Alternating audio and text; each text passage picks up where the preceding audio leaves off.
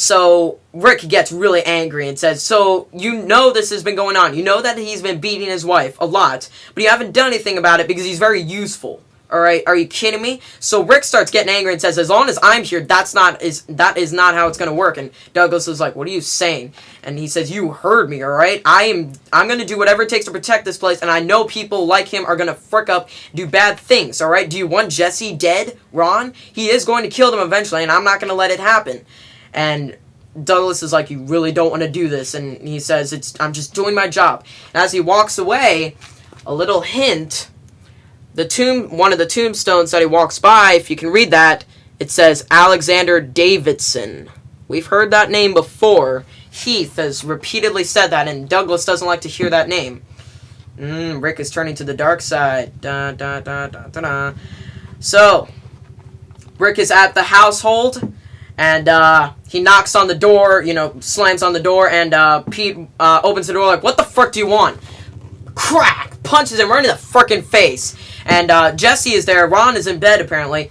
They immediately start fighting, fist fighting the crap out of each other. He's like, why are you coming into my house? You beat me and stuff? You frick, you lost it. And Rick says, no, I'm just saving your wife and son. You're never going to touch them again.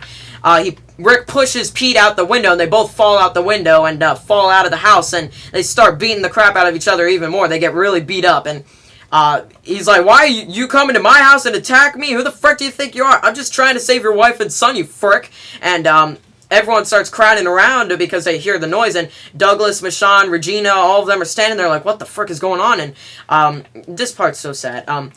Rick tells Pete that the reason why I'm doing this is so that you don't hurt your child, that you don't kill them. Do you have any idea, knowing your wife and child died because of you? Any idea what that's like, living without them? Sometimes I'd rather be dead. So, I mean, because Lori and Judy died, I mean, he's kind of bringing that back, and it's really fricked up Rick a lot, and he's really beat up, and Douglas is like, dude, stop, alright, stop. And he says, but you won't have to experience that. You know why? Because if you touch them again, I'll freaking kill you. And Douglas yells, alright, that's enough.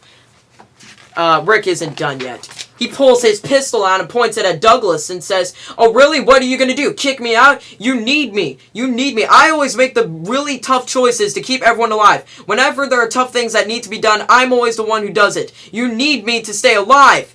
And he says, I'm not going to let you control this place like this. Someone else has to control it. You have to control the people who live in this place. And Douglas gives him the look like, well, I'm thinking of kicking you out right now. And Rick starts yelling at him and stuff. It's really just, Rick is freaking out. I mean, he's freaked out every once in a while before, but not like this. And before he can say anything else, Michonne knocks him in the back of the head. And he's like, Michonne, what? And she just says, get his gun. So apparently Michonne doesn't agree with him. So, Douglas goes down and grabs a gun. He's like, why are you doing this, Michonne? And she says, do you really have to ask why? I mean, do you realize what you're doing? He looks around and he gets his head back together and realizes, I mean, I freaking lost it. So, Rick. Oh, my God.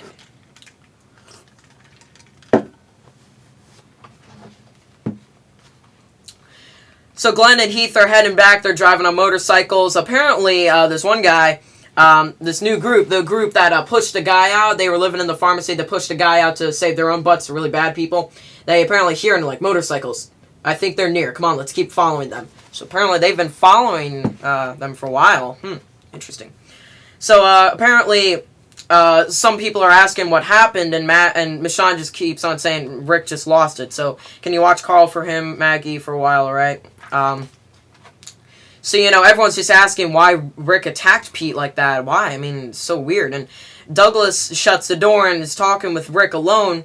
Rick is all bandaged up and stuff, and he's like, dude, what the heck am I supposed to do with you? So, Rick apparently feels a lot of remorse for what he did. I mean, he freaked out. He went off the deep end. So, Douglas just tells a story to Rick.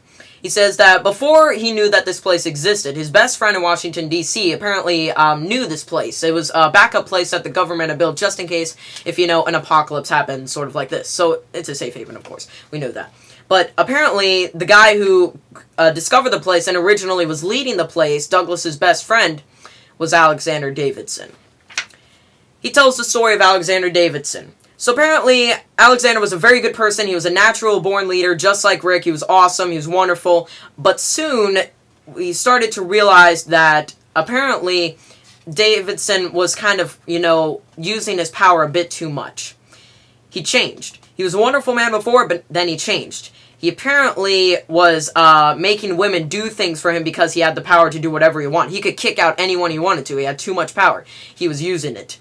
And Douglas knew that he was a bad thing, and he didn't want Davidson to get in the way. And he says he was a problem. I love this community, and he was fricking it up. So I murdered him.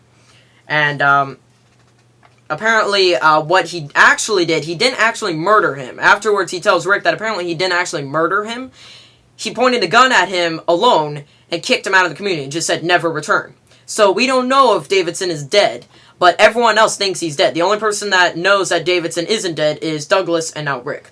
And he says, Rick, I guess what I'm getting at here is, don't make me murder you too, because you're fricking this up, alright? I'm not going to let you frick up this community. If you do anything wrong, I'm going to kill you, alright? Got it?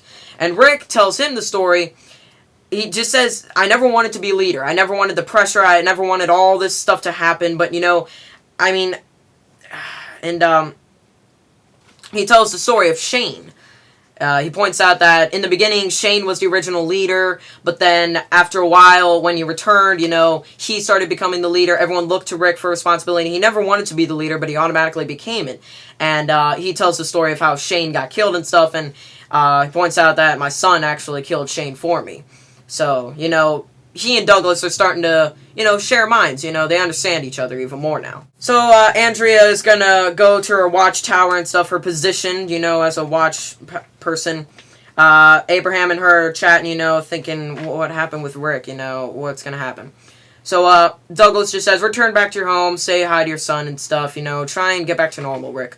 So Rick goes in, says hi to Carl. Carl does not appreciate his company. He says, you left me alone. Where the frick were you? And he says, you know what, I got school to do. So, Rick is kind of losing his son, This picture here, Carl really isn't liking his dad all that much. He's losing his son. It's kind of sad.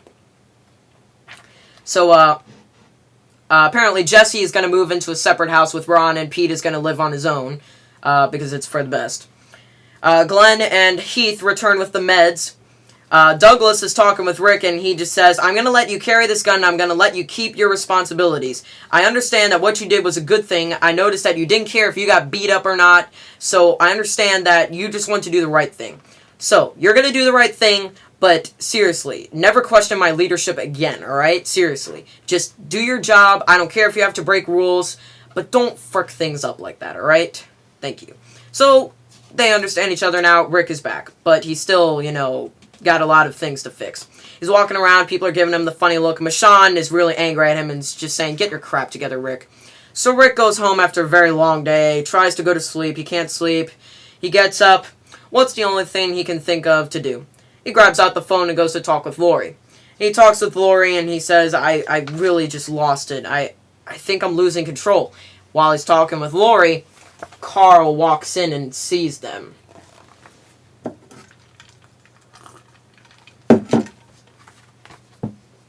Carl asks Rick, what the heck are you doing, Dad? And he says, is that the phone from that house that we stayed in? And he says, yeah, I hear Lori on the phone and I get to talk to her. I know she's not real, but it helps me cope with, her death and stuff. And Carl's like, what? He goes to the phone and he's like, do you hear anything? No, just like you, alright? You're freaking weird, Dad, alright? Stop doing this crap, okay? You can't talk to her on a stupid phone. So Carl's being realistic, but he's being really mean. And he's changing. So Spencer and Andrea are apparently going to have dinner because they're eyeing each other and stuff, so they're going to have dinner. That's nice. Heath gives Scott the meds, but Scott dies right in front of him. So, oh no, a dude that we didn't really know a whole lot, he died. So, oh well, see you, Scott. Pete is in his house by himself, and he's just, the only thing he can say is, this is not my house. This is not my house. He crashes the place, just starts throwing tables everywhere and is freaking out. This is not my house! And he looks over, he sees a knife and says, not my house. Pete doesn't look like he's gonna do a bad thing, probably. So Andrea and Spencer are gonna have dinner and stuff. They're getting along pretty well. They nearly kiss, but then she says, sorry, there was a dude before, his name was Dale, I really liked him, he died and stuff here, and Spencer just says, you know what, here, let's just have regular dinner. How about that? Can we just have nice regular dinner? Sure, I'll get on top of that. So Maggie and Glenn have an argument again, but this is a more serious argument. Apparently, to Glenn, I mean, Maggie has changed a lot recently because she's become a mother. She tried to commit suicide at one point. He feels like she doesn't love him, like she doesn't care about him anymore. All that she cares about is herself, and they eventually, it was a big argument, but eventually they got back together, and they really love each other, but they're very worried about each other, too. They're very just worried. So they're having a funeral for Scott, dig up a hole and bury him. Spencer and Andrea are getting along, but Andrea looks outside the window and notices a dude walking with a knife, and she's like, who the heck is that? So he starts yelling and says, no, we have a church, we have civilized people, we're not going to have a we're not going to frickin' bury him like this. And he says, it's normal, right? And they start to argue. Most of the people in the community are gathered around. Pete shows up, and he doesn't look too happy. And they're like, dude, what can we do for you? And he says, why don't you kill Rick right now so I don't have to do it for you? So he and Rick start arguing, and he says, all right, I was just trying to keep your wife and son safe, okay? If you can get your crap back together, you can go back to them. And Pete grabs out a knife and says, you're not going to talk to me that way. And Regina gets in front of him and says, you are not going to act like this. Put that knife away now. And, oh my God, Pete freaks out and slices her neck with the knife and says, get away from me. So Spencer tackles him. He came from the house with Andrea, noticing what the heck is going on. Pushes him down, and Douglas starts freaking out like, no, because she's his wife. And Rick says, get off of him, Spencer. Points his pistol at Pete and says, I knew you were a problem ever since I got here. Ever since I saw your son's black eye. I knew you were a problem. You don't belong here. We'll be better off without you.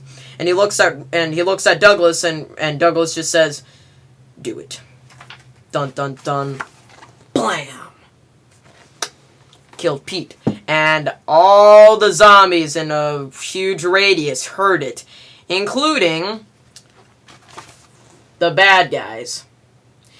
So, they knew that they were going in the right direction. They're going to head out now. Derek is the leader of the group. The guy with the tattoos, the bald guy. And there's like 5 of them or so. And they're running out of food, running out of stuff, so they really need to get to that community now. They're going to head out there and attack them. So Glenn goes out to find out what's happening. He and Maggie give each other a really worried look again. They've been very worried lately. I'm wondering why. But he notices that everything's fine. Rick says, everything's fine, everything's good. He goes home, and he and Jesse talk, and she just says, I'm upset that he's dead, but I'm relieved because now I don't have to worry about that. Does that make me a terrible person? He says, no, he was a bad guy, stuff like that. It's okay. So, things are going on.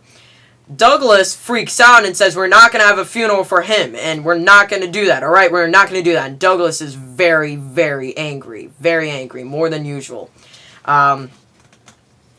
She and Andrea are talking and stuff, and Rick and Andrea, they're getting ready to go.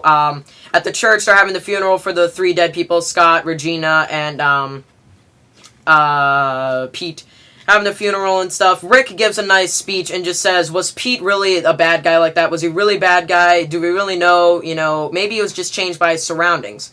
They hear a gunshot. They walk outside. Derek is at the gate. He and Rick start arguing. He just says, you're going to let me in there or else you die. And a sniper with a laser is pointing his gun at Rick. And they're going to kill Rick. And he says, let me in now or else you die. And he says, I'm not going to let you in, right? You're a bad guy and I'm not letting you in. And he says, fine, you're going to die. Dun, dun, dun. But Rick looks down. The dot is gone. He's still alive. His sniper got the bad guy.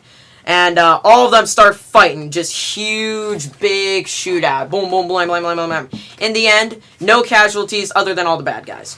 But all the zombies in Washington, D.C. heard it. So they're all heading there now. That is very bad. So, at the funeral for all the dead guys, everyone starts walking away, and Rick asks Douglas, why didn't you talk why didn't you talk at the funeral? I mean, that would give a lot of people encouragement. And Douglas just says, basically, Rick, you're a good person. You're a better leader than I could have ever been. You noticed something in Pete that I didn't. You kept us safe. It was your idea to keep Andrea in that tower in the first place. She was the reason you live today. That's the reason we all live today. This community, I'm not what they need. What they need is you. Dun, dun, dun. So Rick is now the new leader of the community. Well, that's it for now. See you guys later. Bye.